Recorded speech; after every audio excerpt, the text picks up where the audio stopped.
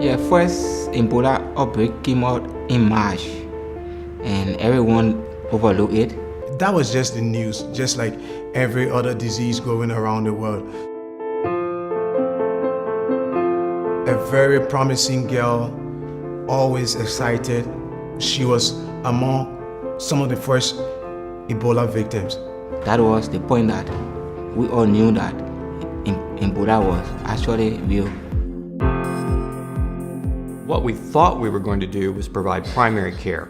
But when we got here, we discovered we could not operate primary care until Ebola was under control.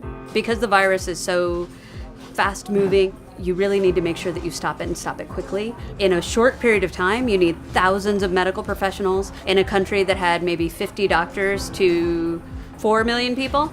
We hear things like this and think that maybe Ebola is uncontrollable, but it doesn't need to be. What we became convinced of is that the need was for an Ebola treatment unit. There just weren't a lot of other organizations that were willing to come in and take on this challenge. I see Heart to Heart International as people who came from different backgrounds, not related to Liberians, and then decided to come, leave their homes and their families, and then come and fight. So I just couldn't sit there. Being a Liberian also, I have to do something.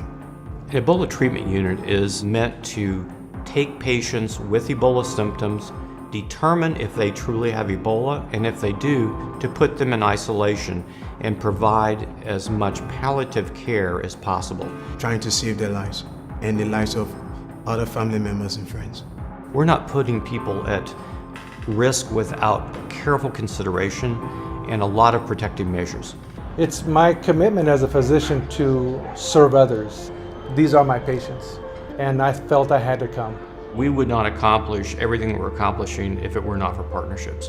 We've been partnering with IMC, for example, for probably 15 years. Heart to Heart has been a key provider of donated items, medical equipment and supplies, and we actually have a shipment that's coming that has very needed blood draw equipment. What they've already learned over the last month and a half, they're passing on to us. We're actually getting the chance this time to give back by providing training to Heart senior staff.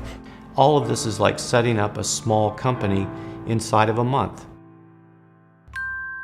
If there are people in need and you have the capability to help them, then you somewhat have a bit of a responsibility to do that. At this time, it's like we are calling everyone to help. We still have many costs going on in Kansas City supporting the operations here. I think the easiest way to participate is in fact to give funds. Donating to get those supplies in, it will be very, very helpful. Very, very helpful. I would like to thank Heart to Heart for coming. We really appreciate everyone help, everyone, and we need it.